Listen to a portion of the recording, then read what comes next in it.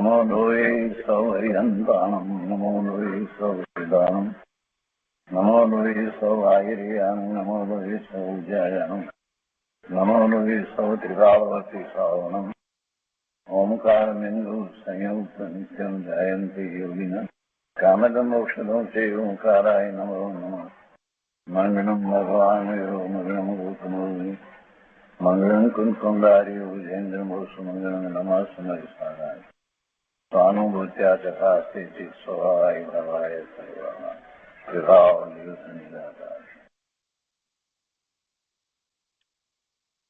શ્રીમદ નેમિચંદ્ર સિદ્ધાંતિ દેવ રચિત દ્રવ્ય સંગ્રહનો સ્વાધ્યાય આપણે કરી રહ્યા છીએ. એમાં બૃહદ દ્રવ્ય સંગ્રહની ગાથા 35નો સ્વાધ્યાય ચાલે છે. આ ગાથા આપણે દ્રવ્ય સંગ્રહમાંથી અને તે પછીથી પૂજ્ય નેમિત પૂજ્ય બ્રહ્મદેવજીની ટીકા બૃહદ દ્રવ્ય સંગ્રહમાંથી કરી અને એ પછીથી પૂજ્ય ગુરુદેવ કાંજી સ્વામીએ જે વિસ્તાર કર્યો છે તે આપણે કરી રહ્યા છીએ. એમાં કેટલોક ભાગ કર્યો છે હવે આજે આગળ લઈએ છીએ.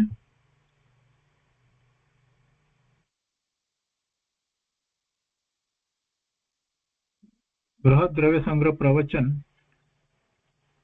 પાના નંબર 23 આશ્રવ અનુપ્રેક્ષા.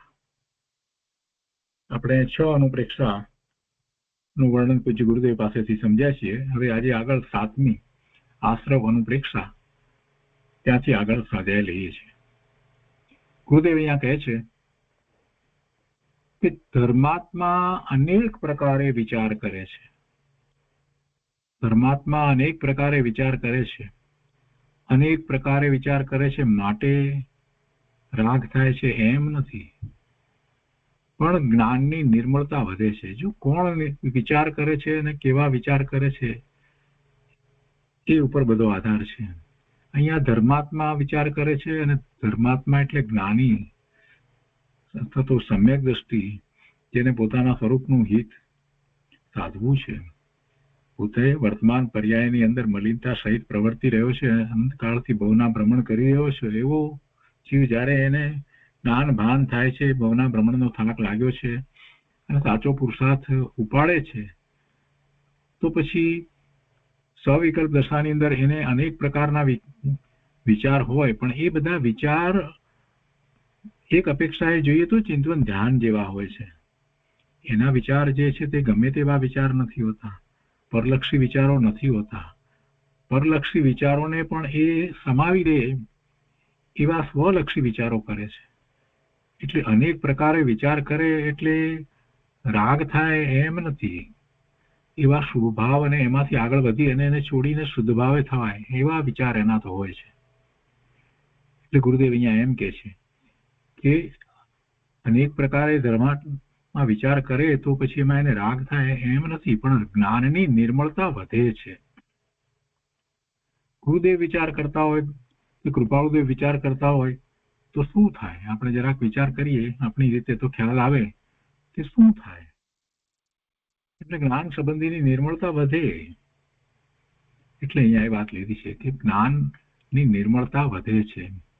કયા કારણે કર્મનું આવવું થાય છે તેનો વિચાર કરે છે. જેવી રીતે છિદ્રવાળી નૌકા સમુદ્રમાં ડૂબે છે તેવી રીતે ઇન્દ્રિયો દ્વારા કરેલા કષાયોથી જીવ ભવસાગરમાં ડૂબે છે અને અતિન્દ્રિય આત્મ સ્વભાવથી તરે છે. નિજ શુદ્ધ આત્માનું જ્ઞાન સ્પર્શ રસ આંખ કાન વગેરે ઇન્દ્રિયોથી થાય તેવું નથી. એ અતિન્દ્રિયપણે જ્ઞાન થાય. શુદ્ધ આત્માનું જ્ઞાન 5માંથી કોઈ ઇન્દ્રિયથી થતું નથી અને મનથી પણ થતું નથી. એ અતિન્દ્રિય થાય. એટલે કે છે કે ઇન્દ્રિયોથી થાય તેવું નથી. તેથી ઉલટું સ્પર્શ રસ નાસિકા નેત્ર અને કાન એ 5 ઇન્દ્રિયો તો આશ્રવનું કારણ છે. 5 ઇન્દ્રિયો જે છે એના વિષયો જે છે એ બધા વિષયોમાં તો જીવને આશ્રવ જ થાય. એને કારણે મોટે ભાગે તો પાછા પાપ જ બંધાય, પાપના બંધ પડે. આંખના વિષયમાં, કાનના વિષયમાં, નાસિકાના વિષયમાં, સ્પર્શના વિષયમાં કે રસના વિષયની અંદર, એ બધા વિષયમાં જીવને જે અનાદિથી એ ભોગવવાની વૃત્તિ પડી છે, એવો જે વિષય છે એનો વિચાર કરતા એને પાપનો જ બંધ પડે છે. આ પાંચે ઇન્દ્રિયોના વિષયો જે છે એ મોટે ભાગે પાપ બંધનનું જ કારણ થાય છે. બહુ જ ઓછો કાળ હોય છે કે જ્યારે એમાંથી કોઈક ઇન્દ્રિયના વિષયો, ખાસ કરીને કર્ણેન્દ્રિય સાંભળવાના અને ચક્ષુઇન્દ્રિય જોવાના, એ વિષયોમાં એ ક્યારેક શાસ્ત્રનું વાંચન વગેરે કરતો હોય તો એને પુણ્યના બંધ પડે. તો બાકી તો વધારે તો એને પાપના જ બંધ પડે છે, કેમ કે એવો સમય ઓછો હોય છે કે જ્યારે એ શાસ્ત્ર વગેરેનું વાંચન આંખ દ્વારા કરતો હોય કે કાન દ્વારા સાંભળીને કરતો હોય, એવો સમય તો ઓછો હોય. તો બાકીનો સમય તો એ બંને ઇન્દ્રિયો દ્વારા પણ છેવટે તો જે કંઈ કરી રહ્યો છે એમાં એને ભોગવવાનો ભાવ વિશેષ હોય છે, એટલે પાપના જ બંધ પડે છે. એટલે જ મહાપુરુષો ઇન્દ્રિયોના વિષયમાં બહુ જ સજાગ રહે છે, બહુ જ જાગૃતિ રાખે છે. ગુરુદેવ અહીંયા એ વાત કહે છે કે સ્પર્શ, રસ, નાસિકા, નેત્ર અને કાન એ પાંચ ઇન્દ્રિયો આશ્રવનું કારણ છે. એટલે શુભ ભાવ કદાચ હોય આંખ અને કાન દ્વારા તો પણ છેવટે તો એ આશ્રવ તો થાય જ છે, પુણ્ય આશ્રવ થાય છે. આગળ કહે છે કે સંસારના અશુભ ભાવ તો આશ્રવ છે જ, પણ આંખથી ભગવાનના દર્શન કરે અને જીભથી ભગવાનના ગુણગાન ગાય, કાનથી ભગવાનની વાણી સાંભળે, તેમાં જે શુભ ભાવ થાય છે તે આશ્રવનું કારણ છે. વળી આ આત્માનો, પરમાત્માનો સ્વભાવ એકલો, અકશાયી, પુણ્ય પાપ વિનાનો ઉપસમ સ્વરૂપનો ધરનાર છે. ઉપસમ સ્વરૂપનો ધરનાર આત્માનો સ્વભાવ છે. એટલે કે અકશાયી, પુણ્ય પાપ વિનાનો ઉપસમ સ્વરૂપનો ધરનાર આત્માનો સ્વભાવ છે. તેમાં ક્રોધ, માન, માયા, લોભ આદિના પરિણામ ક્ષોભ અથવા અસ્થિરતા ઉત્પન્ન કરે છે. તેથી ક્રોધ, માન, માયા, લોભને આશ્રવ કહે છે.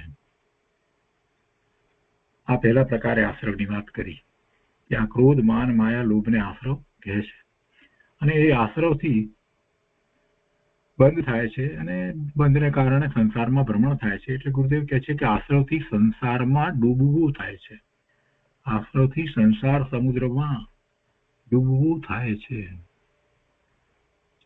વળી પુણ્ય પાપના સંકલ્પ વિકલ્પથી રહિત શુદ્ધ આત્માના અનુભવ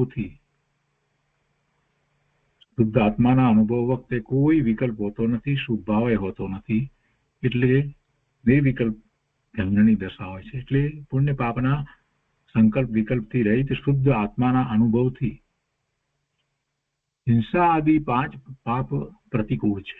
આત્માના અનુભવથી આ જે પાંચ પ્રકારના પાપ જે આપણે કહીએ છીએ, જેને માટે પાંચ મહાવ્રત ધારવામાં આવે છે જે પાપ ન થાય માટે, તો એ પાંચ પાપ પ્રતિકૂળ છે. હિંસા, જુઠ્ઠું બોલવું, ચોરી, અબ્રહ્મચર્ય અને પરિગ્રહના ભાવમાં જે પ્રવૃત્ત છે એની જેને પ્રવૃત્તિ છે એને તો અવ્રત છે અને એને પાપના બંધ પડે છે. તો આ પાંચ અવ્રત એ આશ્રવનું કારણ છે. આત્મતત્વ પુણ્ય પાપની ક્રિયાથી રહિત છે. પહેલા કસાયની વાત કરી એને આશ્રવ કયા, પછી પાંચ પ્રકારે આ અવ્રત જે છે એ આશ્રવનું કારણ કયું.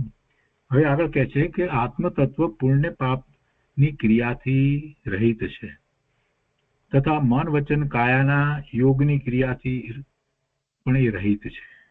ભગવાન આત્માને યોગની ક્રિયા પણ નથી અને પુણ્ય પાપની પણ કોઈ ક્રિયા હોતી નથી. તેથી વિપરીત મન, વચન, કાયાના નિમિત્તે થતો વ્યાપાર આશ્રવનું કારણ છે.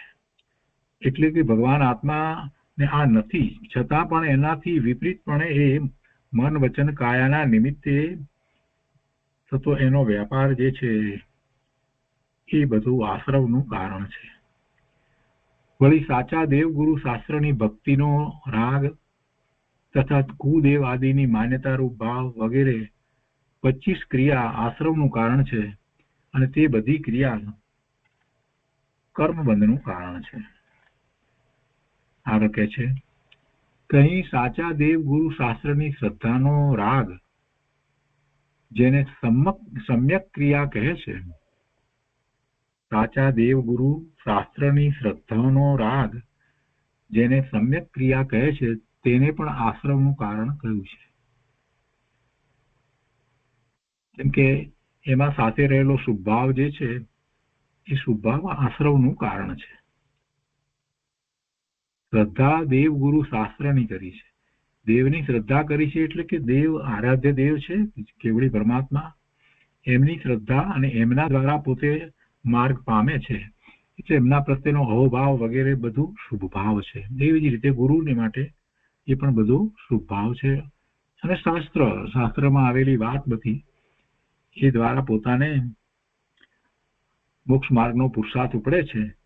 તો એવા શાસ્ત્ર માટે નો જે શુભ ભાવ જે છે, અહોભાવ છે, તો એ બધો પણ એ પુણ્યબંધનું કારણ છે એટલે આશ્રવ છે. એટલે એ ની વાત અહીંયા લીધી છે. શ્રદ્ધાનો રાગ દેવગુરુ શાસ્ત્રની, સાચા દેવગુરુ શાસ્ત્રની શ્રદ્ધાનો રાગ એટલે શુભભાવ જેને સમ્યક ક્રિયા કહે છે તેને પણ આશ્રવનું કારણ કહ્યું છે.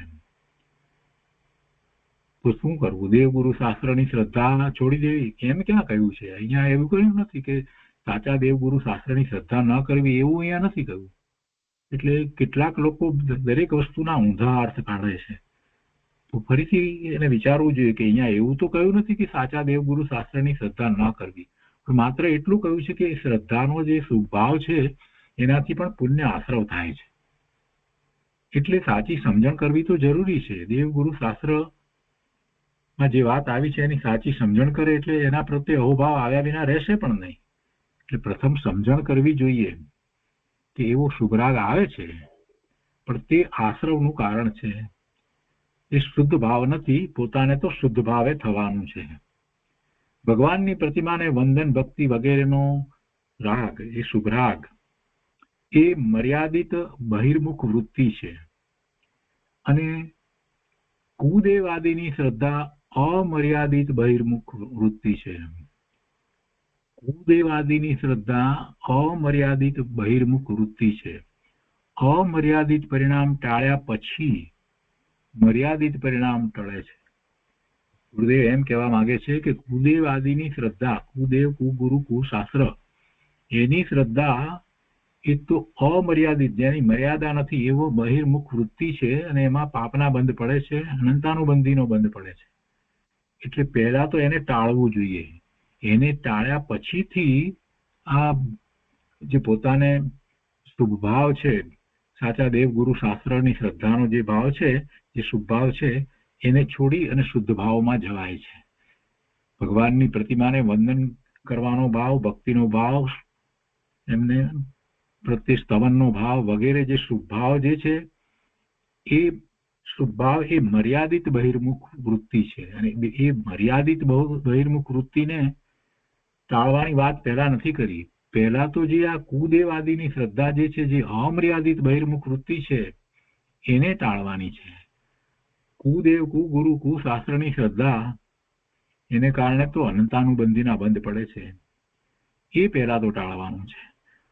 અનાદિનું મિથ્યાત્વ જે છે એ જે ચાલ્યું આવે છે એ મિથ્યાત્વને દૂર કરવા માટે એ ધર્મનો આશ્રય લે છે અને સાચા ધર્મને બદલે એ ખોટા ધર્મે ચડી જાય છે. એટલે કે સાચા દેવગુરુ શાસ્ત્રની શ્રદ્ધા કરી અને મોક્ષ માર્ગમાં પ્રયાણ કરવાને બદલે એ કુદેવ, કુગુરુ, કુશાસ્ત્ર ની શ્રદ્ધા કરી અને એમાં એ ચડી જાય છે. એટલે જે અગૃહિત મિથ્યાત્વ જે હતું એને ટાળવાનું તો એક બાજુ પર રહી ગયું અને નવું ગૃહિત મિથ્યાત્વ એ સંચય કરી લે છે. એટલે ગુરુદેવ કહે છે કે પહેલા તો આ ટાળવાનું છે. કુદેવ આદિની શ્રદ્ધા જે અમર્યાદિત બહિર્મુખ વૃત્તિ છે તો એ અમર્યાદિત પરિણામ ટાળ્યા પછીથી મર્યાદિત પરિણામ ટળે છે. એટલે સીધે સીધું જયારે એમ કહેવામાં આવતું હોય કે શુભભાવ દ્વારા ધર્મ નથી, તો શુભભાવને છોડવાની કોઈ વાત કરી જ નથી.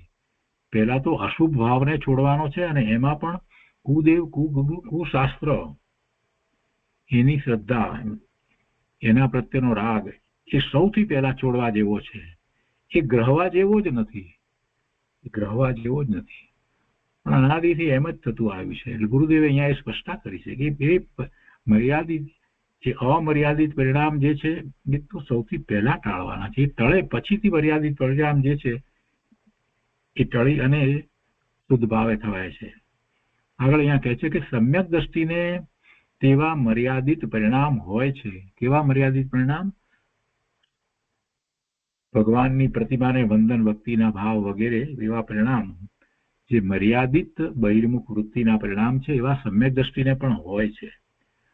પણ તે ચારિત્ર દોષ હોવાથી આશ્રવ છે, બહિર્મુખ પરિણામ છે, અંતર્મુખ પરિણામ નથી. માટે એ અપેક્ષાએ જોઈએ તો એ આત્માને ડુબાડનાર છે. હવે અહીંયા ડુબાડનાર કયું, ત્યાં ફેર પડે છે કે શુભભાવમાં પણ ફેર છે. શુભભાવ જે છે એ પણ સ્વરૂપની પ્રાપ્તિ કરવી છે, અને સ્વરૂપના લક્ષ્ય ચિંતન વગેરે થઈ રહ્યા છે, અને નિર્વિકલ્પ ધ્યાનનો પુરુષાર્થ કરે છે, ત્યારે જે ગોલન ચાલે છે એ વખતે પણ શુભભાવ છે. તો એ બધા શુભભાવ જે છે એ પોતાને શુદ્ધ ભાવે જવાના પુરુષાર્થમાં સહકારી કારણ છે. એટલે એ અપેક્ષાએ એને ડુબાડનાર નથી કયા, કેમ કે એમાંથી પછી આગળ વધી અને એ સમજપૂર્વક શુદ્ધ ભાવે થાય છે. પણ માત્ર સામાન્ય પ્રકારે જે શુભભાવ હોય છે, વ્રત વગેરે જે શુભભાવ જે છે, એને કારણે પુણ્યનો બંધ થાય અને મિથ્યાત્વ ગયું નથી, તો એવા પુણ્યના બંધને કારણે જીવને મનુષ્યની કે દેવની ગતિ થાય, પણ છેવટે તો સંસાર તો ઉભો જ રહે છે. અને ફરી પાછું એમાં પણ ફરીથી એ જો શુભ ભાવને બદલે અશુભ ભાવમાં જો ચાલ્યો જાય તો પછી ઘણો સમય સુધી એને ભવના ભ્રમણ થયા જ કરે. એટલે એ અપેક્ષાથી વિચાર કરીએ તો એ આત્માને એમ ડુબાડનાર છે. તો બધી વાતને જ્યાં જેમ છે તેમ સમજવાની છે. શુભભાવ અને શુભભાવ પણ કેવા પ્રકારના શુભભાવ હોવા જોઈએ. સામાન્ય પ્રકારના શુભભાવ છે તો ઠીક છે, પણ એ જ વખતે અંતરમાં ભાવ હોવો જોઈએ કે આ બધા ભાવથી મારા આત્માનું કલ્યાણ નથી થતું, હું ભગવાન આત્મા છું, એની દ્રઢતા કરવાની છે. અને એની દ્રઢતા કરવા માટેનો જે પુરુષાર્થ થાય છે એ પણ શુભભાવ છે. અને એમાં કોઈ નિદાન હોતું નથી કે આ બધા ભાવને કારણે મને આમ થાય કે તેમ થાય, એવું કોઈ નિદાન હોય નહીં. અહીંયા આગળ કહે છે કે આ પ્રમાણે મન, વચન, કાયાના વ્યાપાર રૂપ 25 ક્રિયાઓ આશ્રવનું કારણ છે. પૂર્વે કયા મુજબ ઇન્દ્રિયો, કષાય, અવ્રત તથા ક્રિયાને આશ્રવનું સ્વરૂપ જાણવું જોઈએ. હવે આગળ કહે છે, જેવી રીતે અનેક રત્નો, હીરા, માણેક, સોનું, પાટલા વગેરેથી ભરેલું જહાજ પણ છિદ્ર સહિત હોય, કાણું પડેલું હોય તો સમુદ્રમાં ડૂબી જાય છે, પણ પોતાના નિશ્ચિત નગરમાં પહોંચી શકતું નથી. તે પ્રકારે આ આત્મા સમ્યક દર્શન, જ્ઞાન, ચારિત્ર રૂપ અમૂલ્ય રત્નોના ભંડારથી ભરેલો છે. પણ એ તો બધું દ્રવ્ય અપેક્ષાએ છે, એ તો એનું સ્વરૂપ છે.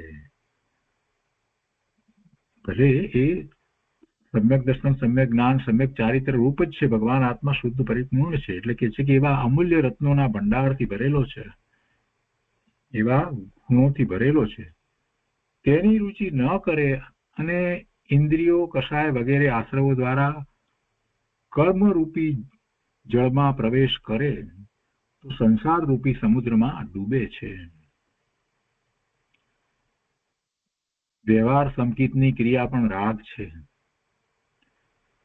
તેમાં રાગમાં રોકાય ત્યાં સુધી સંસારનો અભાવ થાય નહીં અને મોક્ષ નગરી પહોંચે નહીં. અર્થાત કેવળ જ્ઞાન, અવ્યાબાદ સુખાદી અનંત ગુણોથી ભરપૂર મુક્તિનગર કે જે સંસાર સમુદ્રના કિનારાનું શહેર છે તેને જીવ પ્રાપ્ત કરી શકતો નથી. વ્યવહાર સંકેતથી એને પ્રાપ્ત કરી શકતો નથી. કેવળ જ્ઞાન પ્રાપ્ત કરી શકતો નથી, સંસારનો ક્ષય કરી શકતો નથી. આ પ્રમાણે આશ્રવથી દોષ થાય છે તેનો ધર્મીજીવ વિચાર કરે છે. આશ્રવ ભાવના એટલે આશ્રવ કરવો એવો અર્થ નથી, પણ ધર્મી જીવ આશ્રવના દોષનો વિચાર કરે છે કે કયા કયા પ્રકારે આશ્રવ થાય છે, એમ આશ્રવ ભાવનાનો અર્થ લેવાનો છે. આશ્રવની કઈ ભાવના ભાવવી નથી, આશ્રવ થવાની ભાવના નહીં. આ રીતે મને આશ્રવ થાય છે તો એ આશ્રવ રોકાય અને સંવરની દશા મને કેમ થાય એનો વિચાર કરે છે. સ્વભાવમાં સ્થિર ન રહી શકે ત્યારે શુભ ભાવ આવે છે, છતાં વિચારે છે કે તે ભાવ પણ સંસારમાં લઈ જનાર છે, એટલે ડુબાડનાર છે, અંતર શુદ્ધ આત્મા તારનાર છે અને તે મોક્ષ નગરી પહોંચાડશે. અહીંયા પ્રશ્ન કયો કે આ વાત આપણે કરી તો કે છે કે સમયસારમાં ધર્મી જીવને આશ્રવ નથી એમ કહ્યું છે ને, સમ્યક દ્રષ્ટિને સમયસારમાં એમ કહ્યું છે ને કે ધર્મીને આશ્રવ નથી એમ કહ્યું છે ને. એનું સમાધાન આપતા ગુરુદેવ કહે છે કે ત્યાં તો દ્રષ્ટિ પ્રધાન કથન છે. દ્રષ્ટિ પ્રધાન કથનમાં ચોથા ગુણસ્થાનની દશાની અંદર પણ એમ કહેવામાં આવ્યું છે કે એવા સમ્યક દ્રષ્ટિને બંધ નથી વગેરે વાત કરી છે, પણ એ અનંતાનુબંધીના બંધ વગેરે પડતા નથી. અને એને જે આશ્રવ થાય છે એ આશ્રવ પછી એની નિદ્રા થઈ અને અલ્પકાળમાં છેવટે એ બે પાંચ ભાવની અંદર તો મુક્તિને પ્રાપ્ત કરે જ છે. એટલે દ્રષ્ટિની પ્રધાનતાથી એની દ્રષ્ટિ સ્વરૂપ તરફ થઈ છે અને વારંવાર એ સ્વરૂપની દ્રષ્ટિ કરે છે, એકાગ્રતા સ્વરૂપના વિશે કરે છે, એટલે એને માટે એમ કહેવાયું છે. ગુરુદેવ કહે છે કે ત્યાં તો દ્રષ્ટિ પ્રધાન કથન છે. સાધકને અલ્પ વિકાર અથવા આશ્રવ થતો હોવા છતાં તેને ગૌણ કરી તેને શુદ્ધ આત્મામાં એકાકાર દ્રષ્ટિ વર્તે છે, એવી દ્રષ્ટિની મુખ્યતા કરી આશ્રવ નથી એમ કહ્યું છે. પણ તે જ સમયે પ્રગટેલું સમ્યક જ્ઞાન જેટલો આશ્રવ બાકી છે તેને બરાબર જાણે છે. સમ્યક દ્રષ્ટિને જે સમ્યક જ્ઞાન છે એ જ્ઞાન જાણે છે કે પોતાને હજી વર્તમાનમાં શુભભાવને કારણે આશ્રવ થઈ રહ્યા છે અને જે પૂર્વે જે આશ્રવને કારણે બંધ થયા છે એને પણ એ જાણે છે. પણ એ બંધ જે થયા છે એના ઉદય આવે છે તો એની સાથે રુચિપૂર્વક જોડાતો નથી, કેમ કે એનું એ માત્ર જ્ઞાન કરે છે. વળી અમૃતચંદ્રાચાર્ય ભગવાને કહ્યું છે તત્વાર્થસારમાં, તત્વાર્થ સૂત્રની ટીકા તત્વાર્થસાર અમૃતચંદ્રાચાર્ય ભગવાનની, એમાં કહ્યું છે કે સમકીતીને ઈશત સિદ્ધ થોડો સિદ્ધ કયો છે. સમ્યક દ્રષ્ટિને ઈશત સિદ્ધ એટલે થોડો સિદ્ધ કયો છે. અખંડ દ્રષ્ટિમાં સિદ્ધના જેવડો આખો આત્મા ખ્યાલમાં લીધો માટે સિદ્ધ કયો. સમ્યક દર્શનમાં અખંડ દ્રષ્ટિમાં અભેદ દ્રષ્ટિની અંદર પોતે પોતાને શુદ્ધ જુએ છે, સિદ્ધ સમાન પોતે પૂર્ણ પવિત્ર પોતાને જુએ છે, દેખે છે, અનુભવે છે, માટે એને ઈશત સિદ્ધ કયો છે. અખંડ દ્રષ્ટિમાં સિદ્ધના જેવડો આખો આત્મા ખ્યાલમાં લીધો માટે સિદ્ધ કયો અને ચારિત્ર અધૂરું છે માટે થોડો કયો ઈશત.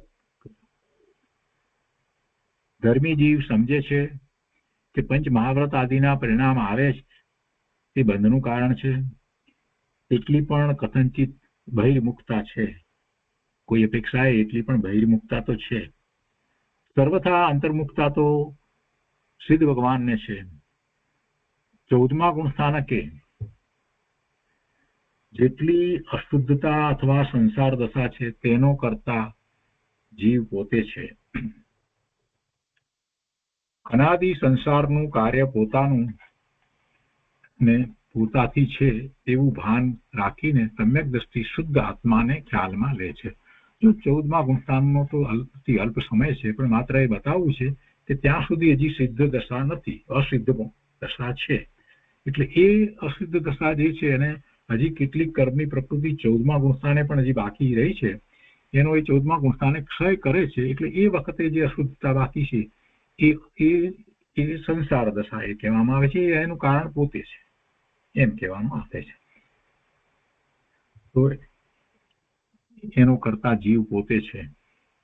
હવે કઈ એમાં આગળ કઈ વધારે સંસાર વધવાનો નથી એવું કહેવાનો આશય નથી, પણ બતાવવું એ છે કે ત્યારે ત્યાં સુધી સંસાર દશા કહેવાય છે અને સિદ્ધ દશા નથી, અસિદ્ધ દશા કહેવાય. એ અસિદ્ધ દશા કહેવાય. ખરેખર તો એમ કહેવાય, સંસાર કરતા એમ કહીએ કે અસિદ્ધ દશા છે.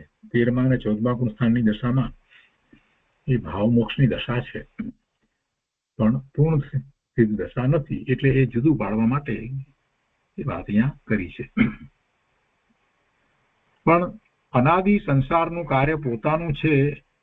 અનાદિથી જે સંસાર પર્યાયમાં એ રહ્યો છે એમાં બીજો કોઈ કઈ કરતો નથી.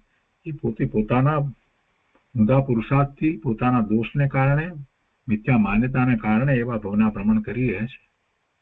અને એવું ભાન કરી અને જ્યારે એ સમ્યક દર્શન પ્રગટ કરે છે તો એને શુદ્ધ આત્માનો ખ્યાલ આવે છે અને પછી એ શુદ્ધ આત્માનો અનુભવ થયા પછીથી આખો પુરુષાર્થ શરૂ થાય છે.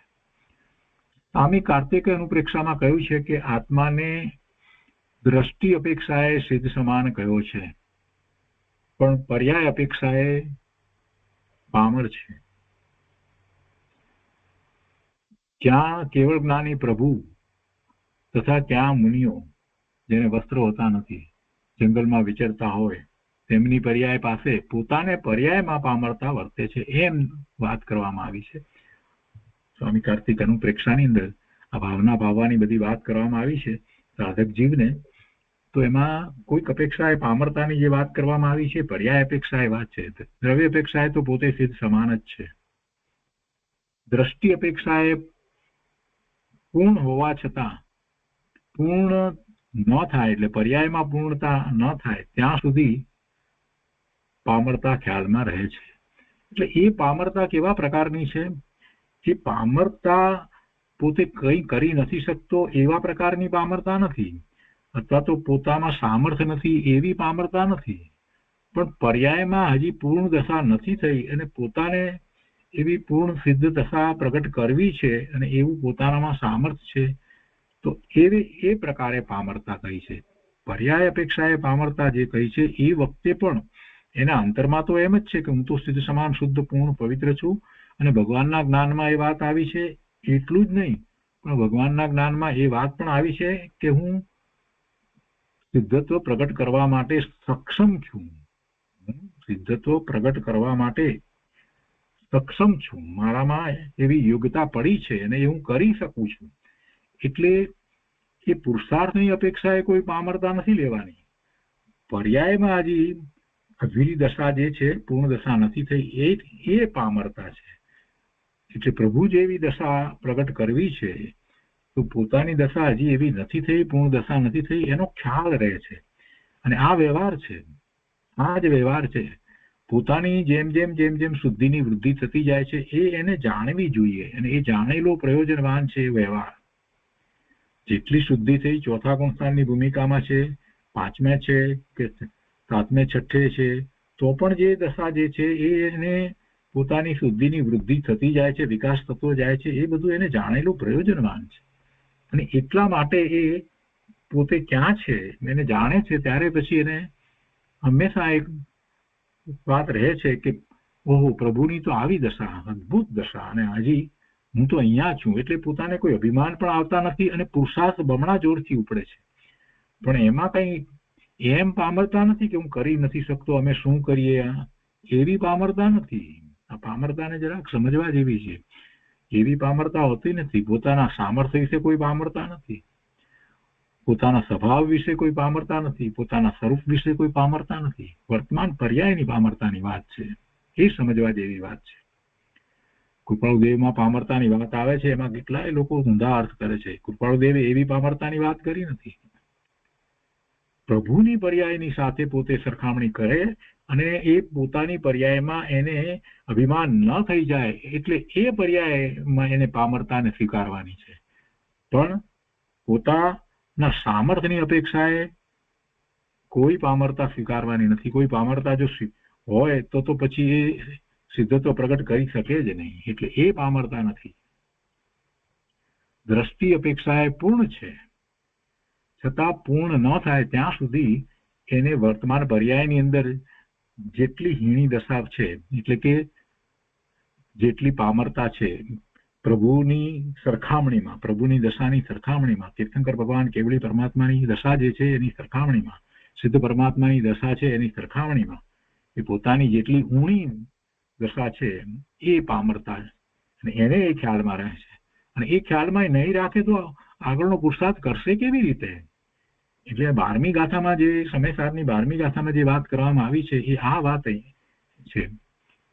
એટલે એ વ્યવહાર આખો છે, વર્તમાન પર્યાયને જાણવાનો વ્યવહાર જે છે એ આ રીતે એને કાર્યકારી થાય છે, ઉપયોગી થાય છે, લાભદાયી થાય છે.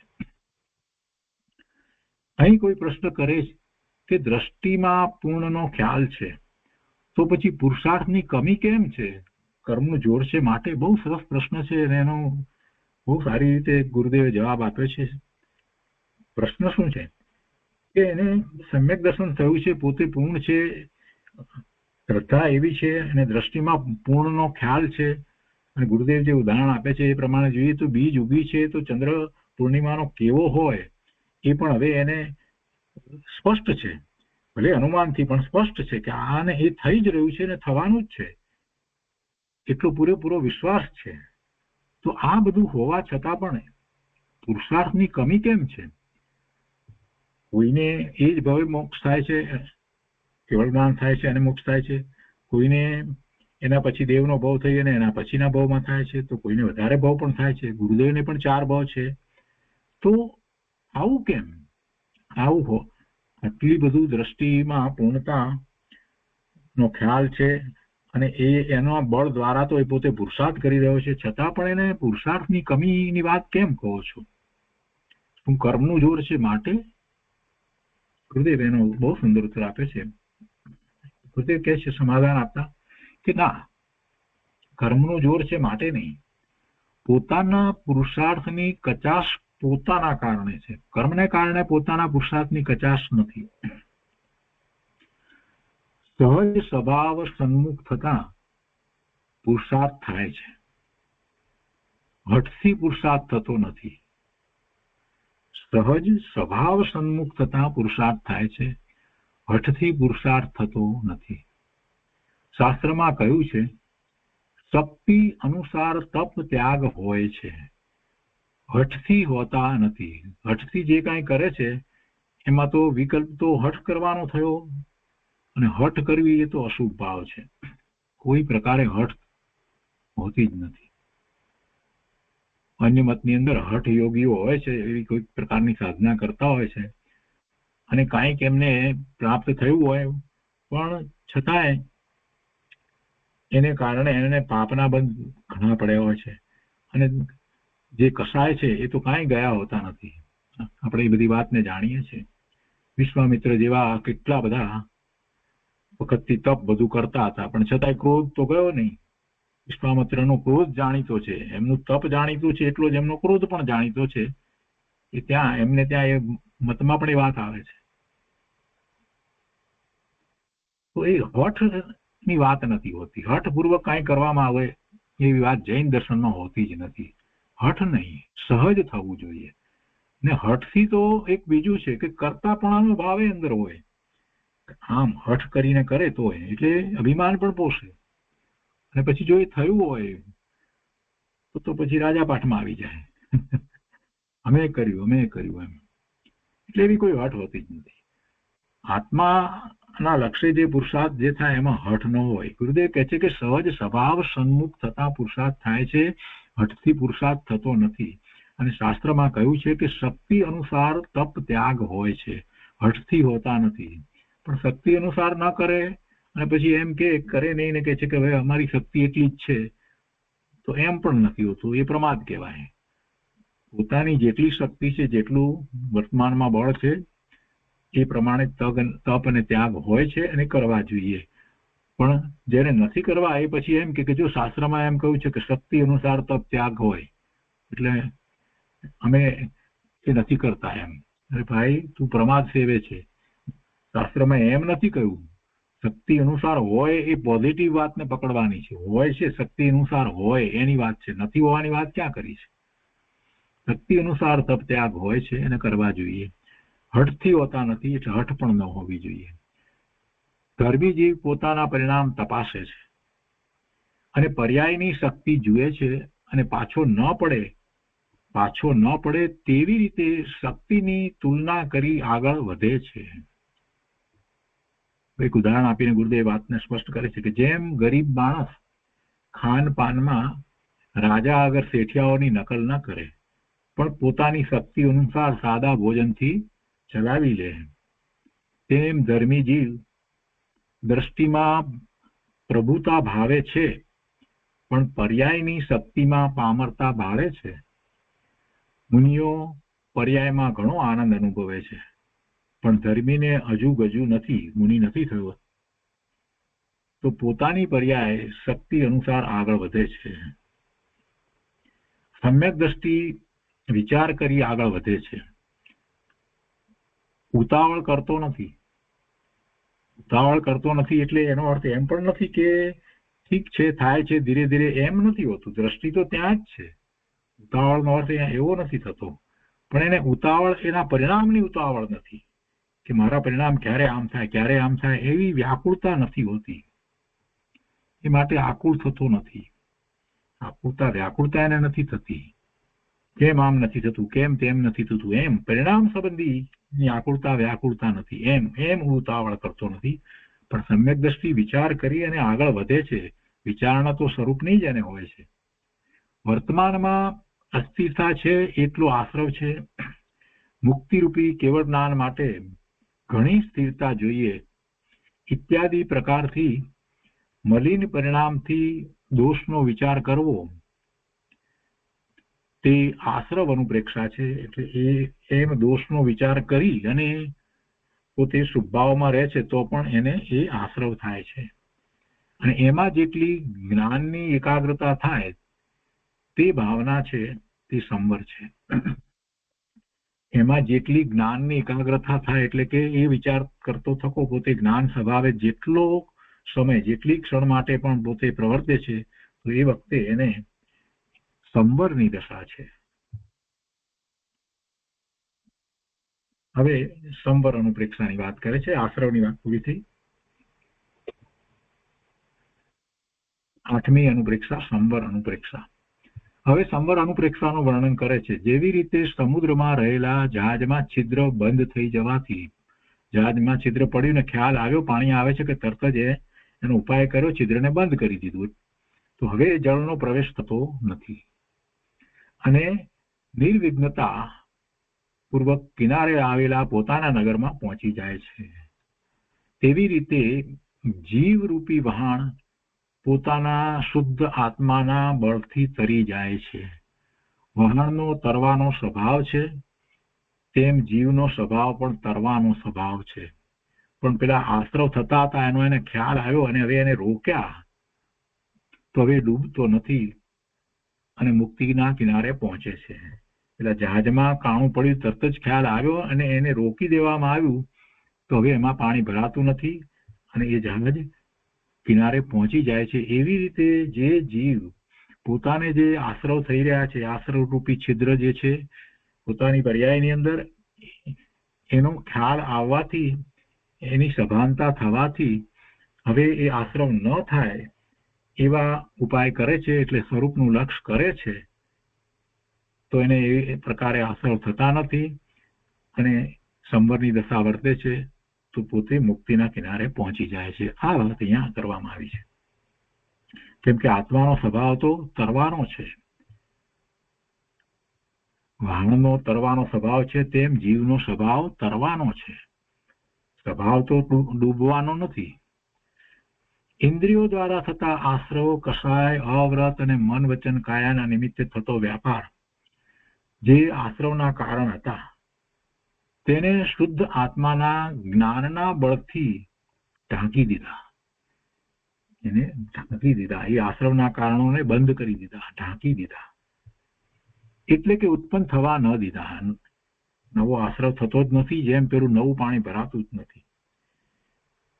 તેથી કર્મ આવતા અટકી ગયા અને કર્મનો અભાવ થવાથી કેવળ જ્ઞાન, કેવળ દર્શન આદિ અનંતા ગુણોથી પૂર્ણ જે મુક્તિરૂપી નગરી છે તેને નિર્વિઘ્ને પ્રાપ્ત કરે છે. પછી એને ત્યાં પહોંચવામાં કોઈ તકલીફ પડતી નથી. આ પ્રમાણે સંવરમાં જે ગુણ છે તેનો વિચાર કરવો, અને તે સંવર ભાવના છે. 9મી નિર્જરા અનુપ્રેક્ષા. હવે નિર્જરા અનુપ્રેક્ષાનું પ્રતિપાદન કરે છે. પ્રથમ દ્રષ્ટાંત આપે છે. જેવી રીતે કોઈ મનુષ્યને અજીર્ણ થવાથી પેટમાં મળ જામી જાય તો તેને ખોરાક છોડાવી મળને પકાવે અને અગ્નિ તીવ્ર કરે તેવી હરડે આદિ દવા લે છે. એને એવી દવા આપવામાં આવે છે અને એ દવા લે છે, અને જ્યારે તે દવાથી મળ નીકળી જાય છે અને પેટ સાફ થઈ જાય છે ત્યારે તે મનુષ્ય શરીરે નિરોગી થાય છે. તે પ્રકારે અનાદિકાળનો રોગ કેવી રીતે ટળે તે બતાવે છે. અનાદિની મિથ્યા ભ્રાંતિ, રાગ અને દ્વેષ એ બધું અજીર્ણ કરનારા છે. આત્મતત્વથી વિપરીત બુદ્ધિ ઇન્દ્રિયોના વિષયમાં સુખ માને અને એને માટે પછી બધું જ કરે, કેટલાય પ્રકારે પાપ કરે. આ બધું પૈસામાં સુખ છે એમ માને, અને ખાવા પીવામાં સુખ છે, આ બધું એ બધું એને આશ્રવનું કારણ થાય છે. કુદેવ આદિ પ્રત્યે પ્રમોદ આવે એ પણ મિથ્યાત્વ છે, એ પણ આશ્રવ છે. તો આ બધું જે થઈ રહ્યું છે એ બધાને કારણે જીવ ખરેખર દુઃખી છે. બીજી રીતે કહીએ, અહીંયા દ્રષ્ટાંતની સાથે સરખાવીએ તો એ બધું અજીર્ણ રૂપી રોગ છે, અને એ અજીર્ણનો જેમ ઉપાય થઈ શકે છે એવી રીતે આનો પણ ઉપાય થઈ શકે છે. જેમ અજીર્ણ વાળો દર્દી આહાર છોડે તેમ આહારના સ્થાનભૂત મિથ્યા ભ્રાંતિ, રાગ, દ્વેષને છોડવા જોઈએ. પછી જેમ દર્દી ઔષધ ગ્રહણ કરે છે તેમ ધર્મના ઈચ્છક જીવોએ ઔષધના સ્થાને જીન વચન ગ્રહણ કરવા જોઈએ. પહેલા તો બધો આહાર છોડવાની વાત જેમ કરી અજીર્ણ વાળાને કોન્સ્ટિપેશન વગેરે થયું છે ત્યારે, તો એવી રીતે અહીંયા મિથ્યા ભ્રાંતિ, રાગ, દેશ વગેરે છોડવાના, અને સાથે બીજું જેમ પેલો ઔષધ ગ્રહણ કરે છે, દવા લે છે, હરડે લે છે, તો કેવી રીતે અહીંયા પણ જે સાધક જીવ છે, ધર્મનો ઈચ્છુક જીવ છે, એને ઔષધના સ્થાને જીન વચન ગ્રહણ કરવા જોઈએ. આ એનું ઔષધ છે. જીન વચન છે તે ઔષધ છે, અને તે ઔષધનું કાર્ય કરે છે. કૃપાળુદેવે કહ્યું છે, શ્રીમદ રાજચંદ્રજીએ કહ્યું છે તે અનુસાર આત્મભ્રાંતિ સમરોગ નહીં. આત્મભ્રાંતિ એ મિથ્યાત્વ, એના જેવો બીજો રોગ નથી. સદગુરુ વૈદ્ય સુજાણ, અને સદગુરુ જે છે એ વૈદ જેવા છે, રોગને જાણે છે, પારખી લે છે અને એનો ઉપાય બતાવે છે. સદગુરુ વૈદ્ય સુજાણ, ગુરુ આજ્ઞા સમપથ્ય નથી. અને એવા સદગુરુ જે છે એ આજ્ઞા આપે છે કે આમ કરવું, આમ ન કરવું, આ કરવું, એ પથ્ય છે. પણ દવા ઔષધ શું છે? તો કે ઔષધ વિચાર ધ્યાન, ઔષધ વિચાર ધ્યાન. અને એવું ઔષધ વિચાર ધ્યાન કેવી રીતે થાય છે? તો ગુરુદેવે અહીંયા એ વાત કરી કે જીન વચનનું ગ્રહણ કરે છે, અને જીન વચનનું ગ્રહણ કરવું માત્ર વાંચી જવું, સમજી જવું એમ નહીં. એને ગ્રહણ કરવા એટલે પ્રભુની આજ્ઞા આમન્યામાં રહી અને એવો પુરુષાર્થ કરવામાં આવે તો એ ઔષધ તરીકે કાર્ય કરે. એટલે એવું ધ્યાન થાય, એવું ધ્યાન થાય. ઔષધ વિચાર ધ્યાન, વિચારપૂર્વક એવું ધ્યાન કરવામાં આવે, ચિંતન કરી અને પછી નિર્વિકલ્પ ધ્યાન કરવામાં આવે તો એ ઔષધ છે. અને એથી પેલો રોગ, આત્મભ્રાંતિનો મોટો રોગ, એ જાય છે, સમ્યક્ત્વ પ્રગટ થાય છે. આત્મ સ્વરૂપ વિશે ભ્રાંતિ જેવો કોઈ રોગ નથી, અને સાચા આત્મજ્ઞાની ગુરુ તે રોગ મટાડવાના સાચા વૈદ્ય છે. તેમજ તેમની આજ્ઞા એ પથ્ય છે, અને વિતરાગના વચનો એ ઔષધ સમાન છે. તેનો વિચાર અને એકાગ્રતા, એટલે વિતરાગના વચનોનો વિચાર, એની વિચારણા, અને પછી એને સમજી સ્વીકારી આત્મસાત કરી અને એ પ્રમાણે જ એકાગ્રતા કરવી. એટલે કે છે કે તેનો વિચાર અને એકાગ્રતા એ જન્મ મરણ ટાળવાનું ઔષધ છે, મિથ્યાત્વને ટાળવાનું ઔષધ છે. વિતરાગના વચનો શું કહે છે? વિતરાગના વચનો શું કહે છે? કે છે કે જીવન હો કે દેહ છૂટવાનો સમય આવ્યો હો તો સંભાવ રાખ. હજી ઘણું લાંબુ જીવન હોય ત્યારે પણ સંભાવ રાખવો, અને દેહ છૂટવાનો સમય આવ્યો હોય તો પણ સંભાવ રાખવો. એટલે જીવન પર્યંત સંભાવ રાખવો. દેહ રહેવો કે છૂટવો તે જીવના અધિકારની વાત નથી. વળી ગૃહસ્થોને પૈસાનો લોભ હો કે અલાભ હો, પૈસાનો લાભ હો, અને લાભ એટલે પૈસા સંયોગ કરીને પ્રાપ્ત થયા હોય, અને એનો લોભ હોય, તો એ લોભને છોડી અને જે પ્રાપ્ત થયું છે એ પુણ્યને કારણે પ્રાપ્ત થયું છે, અને નથી પ્રાપ્ત થયું તો એવું પુણ્ય નથી, એમ કરી અને એનું લક્ષ્ય છોડવું.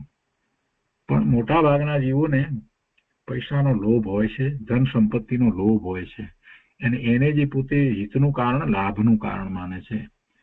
પણ એ તો સંયોગ છે. ગૃહસ્થને એવો પૈસાનો લાભ હો અથવા તો એનો લાભ ન હોય, અલાભ હો. મુનિઓને શિષ્યનો લાભ હો કે અલાભ હો, એટલે મુનિને માટે પણ એ જ રીતે વાત કરી છે કે મુનિઓને શિષ્યો હોય અથવા ન હોય. શિષ્ય હોય એટલે કાંઈ એમની મહત્તા છે? એમ નથી. એવી રીતે ગૃહસ્થને પણ પૈસા ધન સંપત્તિ મળ્યા છે માટે મહત્તા છે? એમ નથી. આત્મા ભગવાન આત્માને મહત્તા કોઈ પારના સંયોગોને કારણે છે જ નહીં. સંયોગોમાં રહ્યા, અને સંયોગનો વિયોગ તો થવાનો જ છે. એટલે જીવ પોતે પોતાની મહત્તા ક્યાં છે, શેને કારણે છે, એને સમજતો નથી ને. એટલે બહારની વસ્તુ જે સંયોગે પ્રાપ્ત થઈ છે ને, એને કારણે પોતાની મહત્તા ધારી અને એને પ્રાપ્ત કરવા માટે એના પ્રયત્નમાં પડી જાય છે. એ એનો લોભ છે. એ પછી ગમે તે હોય. લોભ એ વસ્તુ મેળવવા માટેનો જ લોભ હોય એમ નહીં. પ્રતિષ્ઠા વગેરે માટેનો પણ લોભ હોય. ધન સંપત્તિનો જ લોભ હોય એમ નહીં. ઘણી બધી વસ્તુ માટે એને લોભ હોય અંદરમાં. કોઈ પદ માટેનો પણ લોભ હોય કે આ પદ મળી જાય તો સારું, આ પ્રમાણે મને કોઈ માન આપે તો સારું. અરે ધર્મની અંદર પણ એને એવો લોભ હોય છે કે બધા મારું વાત સાંભળે તો સારું. આ બધા અનેક પ્રકારના લોભ છે. એ બધા એટલા માટે જ લોભ જે છે તે છેલ્લે જાય છે, 10મા ગુણસ્થાનના છેલ્લા સમયે જાય છે. સૂક્ષ્મ લોભ. મુનિને શિષ્ય કરવાનો લોભ હોય, અથવા તો શિષ્ય કરવાનો આમ દેખીતો લોભ ન હોય, પણ છતાંય શિષ્ય થાય, વધારે થાય તો એમ થાય, એને એમ થાય કે સારું થયું, એમ વધારે શિષ્ય થાય. તો ગુરુદેવ એ વાત કરે છે કે મુનિઓને શિષ્યનો લાભ હો કે અલાભ, બધું સમાન છે. બધું સમાન છે. અનુકૂળતા હો કે પ્રતિકૂળતા હો, બધું સમાન. યશ કીર્તિ નામ કર્મનો ઉદય હો કે અયશ કીર્તિ નામ કર્મનો ઉદય હો, આમાં બહુ અઘરું પડે છે. યશ કીર્તિ નામ કર્મનો ઉદય હોય એ તો બધાને ગમે છે, અને એ ઉદય છે એટલે જ્યાં જાય છે ત્યાં જે કંઈ કરે છે, જે કંઈ બોલે છે, તો એમાં એની વાહવા થાય છે, યશ મળે છે. એટલે એમ માને છે કે અમે કંઈક કરીએ છીએ, સમાજ સેવા કરીએ છીએ, આ છે તે છે, અને એને કારણે જીવ અટવાય છે, ત્યાં જ રોકાઈ રહે છે. શુભ ભાવમાં ને એવી ક્રિયાઓ વગેરેમાં ને સેવાના કામમાં એમાં રોકાઈ જાય છે. ત્યાં યશ કીર્તિ નામ કર્મનો ઉદય જે છે એને કારણે કેટલાય લોકો જે ખરેખર ધર્મમાં આગળ વધી શકે એવા હતા કે ત્યાં રોકાઈ જાય છે કે આ બધાના લાભનું કારણ છે, આમ છે તેમ છે, અમે આમ કરીએ તો કેટલાય લોકોને લાભ થાય છે. કે અમે આવા આયોજન કર્યા, ગુરુદેવની જન્મ જયંતિનું આયોજન કર્યું તો કેટલા બધા લોકોને લાભ થયો ને.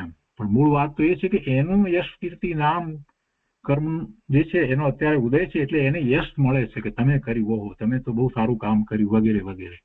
એ યશ કીર્તિ નામ કર્મનો ઉદય છે. એ ઉદય છે એટલે બધા યશ આપે છે, અને યશ આપે છે એટલે આ પછી એમાં પૂરખાય છે. એને એમ થાય છે કે આહા જો બધાને માટે અમે કેટલું સારું કામ કર્યું વગેરે વગેરે. પણ આ ઉદય જો શાંતિથી વિચાર કરવા જઈએ તો એ ઉદય તો આપણને અટકવાનું સ્થાન થાય છે. પણ એથી વધારે મોટી વાત તો એ છે કે ભાગ્યે જ કોઈ જીવ સહન કરી શકે છે અપયશને. અયશ કીર્તિ નામ કર્મનો ઉદય એટલે કે જેમાં અપયશ મળે, સારું કરે છતાં પણ યશ ન મળે ને ઉલટો અપયશ મળે, એને સહન કરવું એ બહુ મોટી વાત છે. તો એવો ઉદય હોય. યશ નામ કર્મની પ્રકૃતિ જે છે એમાં પુણ્ય પ્રકૃતિ છે, અને અપયશ નામ કર્મની જે પ્રકૃતિ જે છે એ પાપ પ્રકૃતિ છે. તે પાપ પ્રકૃતિનો જો ઉદય હોય અને એ વખતે સંભાવ રાખવો, ક્ષમતા રાખવી, એ તો ઘણું કઠિન કાર્ય છે. તો ઘણું કઠિન કાર્ય છે. સાચું કર્યું, બરાબર કર્યું, છતાંય યશ મળવાના સ્થાને અપયશ મળે છે, તો એ સહન કરવું અને સંભાવ રાખવો, અને અંતરમાં જરાક પણ એ માટે કોઈ બીજો વિકલ્પ પણ ના આવવો, કોઈના પ્રત્યે દ્વેષ પણ ન થવો, કે આર ધ્યાન કે રોદ્ર ધ્યાન પણ ન થવું, એ બહુ મોટી વાત છે. પણ ગુરુદેવ કહે છે કે બંને વખતે ગમે તે ઉદય હોય તો એ બધામાં સંભાવ રાખવો બહુ મોટી વાત છે. પ્રભુ, અનુકૂળતા હો કે પ્રતિકૂળતા હોય એમાંય સંભાવ રાખવો, અને આ યશ કીર્તિ નામ કર્મનો ઉદય હોય કે અપયશ કીર્તિ નામ કર્મનો ઉદય હોય એમાંય સંભાવ રાખવો, એ બહુ મોટી વાત છે. અને એ સિવાય બીજા લાભની વાત કરી, અનેક પ્રકારના લાભ એને માન્યા છે બહારમાંથી. એ લાભ થાય અથવા તો ન થાય, અથવા તો લાભ એવો મેળવવા માટે જે પ્રયત્ન પુરુષાર્થ કર્યો હોય એવો પુરુષાર્થ ખોટો પુરુષાર્થ, આત્માને લક્ષ્ય તો નથી એ પુરુષાર્થ, પણ કંઈક લાભ મેળવવા માટે બાહ્યમાં જે કંઈ પ્રયત્ન કર્યા હોય એમાં સફળતા ન મળે ત્યારે પણ એ વિચલિત થઈ જાય છે. અને એ વાત તો મુનિ સુધી ગુરુદેવે તો લીધી છે કે મુનિઓને પણ શિષ્યનો લાભ હો કે લાભ, એમાં પણ એમને તો સંભાવ હોવો જોઈએ. અને મોટે ભાગે મુનિઓને તો એવો સંભાવ હોય જ છે, પણ ક્યાંક અંશે કોઈક વખત એમ થાય કે આ શિષ્ય થયા એમ. તો ગુરુદેવ અહીંયા આગળ વાત કરતા કહે છે કે એ બધામાં સંભાવ રાખવો. આત્મા તો જાણનાર દેખનાર છે એમ જીન વચનો કહે છે, અને એવા જીન વચનોને ગ્રહણ કરવા. અહીંયા તો વાત એ ચાલી રહી છે, ઔષધની વાત ચાલે છે ને, એવા જીન વચનોને ગ્રહણ કરવા. આવા વિતરાગના વચનો ક્ષમતા ભાવને ઉત્પન્ન કરે છે, કર્મરૂપી મળને પકવે છે, અને શુદ્ધ ધ્યાન રૂપી અગ્નિને પ્રદીપ્ત કરે છે. પેલામાં એમ કહે છે ને કે એ હરડે છે તે જઠરાગ્નિ મંદ પડ્યો છે એને પ્રદીપ્ત કરે છે, તો એ રીતે અહીંયા વાત કીધી કે શુદ્ધ ધ્યાન રૂપી અગ્નિને પ્રદીપ્ત કરે છે. વિતરાગ વાણીનું સેવન કરવું એટલે કે ઔષધનું સેવન કરવું. વિતરાગ વાણીનું સેવન કરવું એટલે કે તેના ભાવનું સેવન કરવું. આમાં વાણીના ભાવનું સેવન કરવાથી કર્મરૂપી મળનો નાશ થાય છે, તથા કર્મની નિજરા થાય છે અને સુખી થાય છે. પોતાના આત્માના શ્રદ્ધા, જ્ઞાન અને રમણતાથી મલિનતાનો નાશ થાય છે. વળી વિશેષ વાત એ છે કે કોઈ બુદ્ધિમાન પુરુષ અજીર્ણ વખતે જે દુઃખ થયું હતું એ દુઃખને અજીર્ણ નાશ થવા છતાં ભૂલતો નથી, અને અજીર્ણને ઉત્પન્ન કરવા વાળા આહારને છોડી દે છે, કે જેને કારણે અજીર્ણ થયું હતું એવો આહાર એને છોડી દે છે, કાયમ માટે એને છોડી દે છે, એવી જાગૃતિ રાખે છે, અને તેથી સદા નિરોગી રહે છે. તેવી રીતે વિવેકી જ્ઞાની પુરુષ દુઃખના પ્રસંગને ભૂલતો નથી.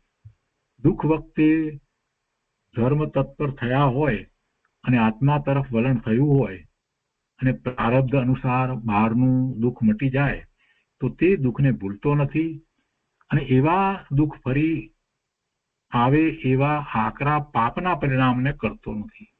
જેમ પેલો એવો આહાર લેતો નથી કે જેથી કરીને ફરીથી એને અજીર્ણ થાય, તેવી રીતે આ પણ હવે એવા પરિણામ કરતો નથી. એ વાતને યાદ રાખે છે કે જેને કારણે પોતાને દુઃખ આવ્યું છે, તો એ બહારના દુઃખ પણ એના સાથે પ્રભાવનું લક્ષ થાય છે.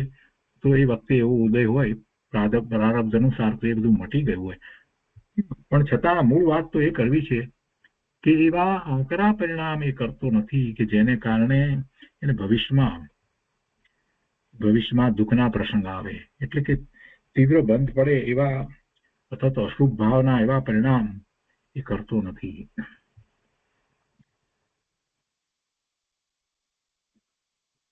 આગળ અહીંયા બીજા દિવસના પ્રવચનમાં કહે છે કે આ સંવરનો અધિકાર છે.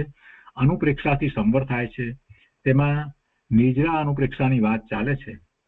ઊંધી માન્યતા અને આચરણથી જે કર્મો બંધાયા હોય, પૂર્વે જે એવા ભાવ કર્યા હતા, ઊંધી માન્યતા, વિપરીત શ્રદ્ધા, મિથ્યાત્વ અને એવા આચરણથી જે કર્મો બંધાયા હોય, તે આત્મભાનપૂર્વક ખરી જવા તેને નિજરા કહે છે. સ્વરૂપનું લક્ષ કરે છે આત્માનું, ને આત્માનું ભાન છે એ વખતે પેલાનો તો વિપાક આવ્યો છે એટલે ખરી જાય છે, પણ નવા બંધાતા નથી એટલે સાચી નિજરા થાય છે. એટલે આત્મભાનપૂર્વક ખરી જવા તેને નિજરા કહે છે. જે કર્મો તેની સ્થિતિ પૂરી કરીને ખરી જાય તે સ્વવિપાક નિજરા છે. તેની મહત્તા નથી, એ તો ખરવાના જ છે. મિથ્યા દ્રષ્ટિ હોય, સમ્યક દ્રષ્ટિ હોય, બધાને ધર્મને જાણતો હોય કે ન જાણતો હોય, ખૂબ પાપ કરતો હોય તો પણ એને પણ સ્વવિપાક નિજરા તો બધાને થાય જ છે. કેમ કે જેટલો સ્થિતિ બનશે એટલો સ્થિતિમાં એ કર્મ રહી ઉદયમાં આવીને ખરી જાય છે, તો તેની મહત્તા નથી. પણ જ્ઞાન આનંદ સ્વભાવના ભાનમાં પૂર્વ કર્મો તરફ વલણ નહીં રહેતા સ્વભાવની એકાગ્રતા કરતા જે કર્મો ભોગવ્યા વિના છૂટી જાય છે, એટલે કે સ્વભાવની જયારે એકાગ્રતા કરી સ્વભાવનું લક્ષ્ય ત્યારે એ કર્મો ઉદયમાં આવ્યા છે તો એને એ ભોગવતો નથી, એને ભોગવતો નથી, એમ ભોગવ્યા વિના છૂટી જાય છે. તેને અવિપાક અથવા સાચી નિજરા કહે છે અને તે સંસારને કાપનારી છે. ગુરુદેવ એને વધારે સમજાવે છે અહીંયા. કઈ નિજા ભાવનાનો જ્ઞાની વિચાર કરે છે. દુઃખી મનુષ્ય ધર્મમાં તત્પર થાય છે એમ જે કહેવામાં આવ્યું છે તે વ્યવહારનું કથન છે. દુઃખના સંયોગો વખતે કોઈ પાત્ર જીવ વિચાર કરે અને ધર્મ પામે એ અપેક્ષાએ કથન છે. બધા દુઃખી ધર્મમાં તત્પર થતા નથી, પણ જે ધર્મમાં તત્પર થાય છે, દુઃખના પ્રસંગ વખતે પણ જે ધર્મમાં તત્પર થાય છે તેને દુઃખના સંયોગો નિમિત્ત હોય તો દુઃખી મનુષ્ય ધર્મમાં તત્પર થાય છે એમ કહેવાય છે. એટલે કે એ ધર્મમાં તત્પર થાય છે એ વખતે દુઃખના પણ સંયોગો છે અને દુઃખના સંયોગો આવ્યા છે એનો વિચાર કરીને એ પોતે ધર્મ તરફ વળી જાય છે, તો એમ કહેવાય કે એ નિમિત્ત છે. દુઃખના સંયોગો નિમિત્ત હોય તો દુઃખી મનુષ્ય એને વિચાર કરી અને આ દુઃખનું કારણ પોતે એવા ભાવ કર્યા હતા પૂર્વે અધર્મના, માટે દુઃખી થઈ રહ્યો છે એવો વિચાર કરી અને હવે એ ધર્મ તરફ વળી જાય છે, તો એમાં એ પેલા દુઃખના સંયોગો નિમિત્ત કહેવામાં આવે છે. તો એવું નારકીને વિશે કહેવાય છે કે નારકીના સંયોગો આવ્યા, એમાં દુઃખ છે, તો તે વખતે કોઈ વિચાર કરે કે એવી પ્રતિકૂળતાનો, એવા દુઃખનો કોઈ અંત ખરો કે નહીં. નારકી એમ વિચાર કરતા કોઈ તત્વ જ્ઞાનને પામે, પૂર્વનો એવો કોઈ આરાધક હોય પૂર્વે, તો એ રીતે એ ત્યાં સમ્યક દર્શન પ્રગટ કરે. સમ્યક દર્શનમાં પ્રતિમા, ભગવાનની પ્રતિમા, શાસ્ત્ર શ્રવણ, જાતિ સ્મરણ વગેરે નિમિત્ત કહેવામાં આવ્યા છે. અને એમાં દુઃખનું નિમિત્ત પણ કારણ કહ્યું છે કે એવા દુઃખ આવ્યા હોય તો એમાંથી એ વિચાર કરી અને આગળ વધે, પણ દુઃખને કારણે વધે છે આગળ એવી વાત નથી.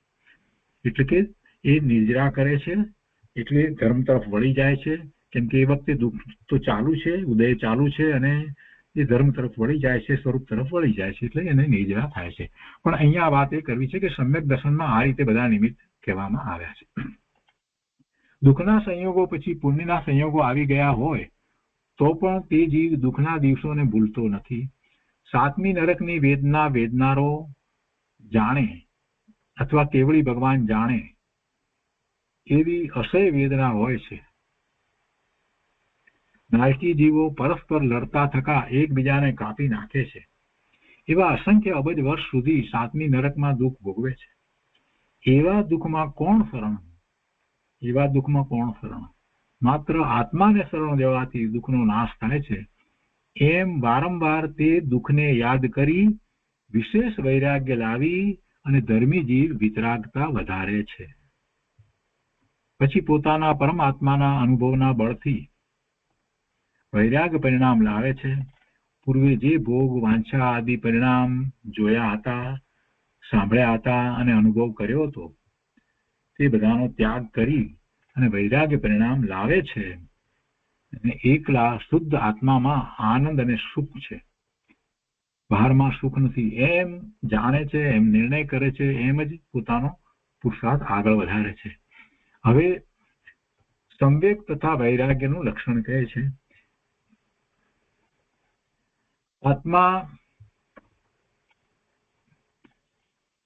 આત્માના સ્વભાવની શ્રદ્ધાપૂર્વક વિતરાગતા રૂપી ધર્મના ફળ કેવળ જ્ઞાનમાં તથા દર્શનમાં જે અરખ રહે છે તેને સંવેગ કહે છે. સંસાર દેહ તથા ભોગોથી 5 ઇન્દ્રિયના વિષયોથી વિરામ પામવું તે વૈરાગ છે. આત્મામાં આનંદ પ્રગટ કરવો તે અસ્થિથી કથન છે અને પરમ વૈરાગ લાવવો તે નાસ્તિથી કથન છે. અને એ પછીથી સવિપાક નિજરા, અવિપાક નિજરા, અકામ નિજરા, સકામ નિજરા આ બધી વાત આ ગુરુદેવે કહી છે. તો એ બધું આપણે આવતા સ્વાધ્યાયમાં લઈશું. આજનો સ્વાધ્યાય અહીંયા સુધી રાખીએ છીએ.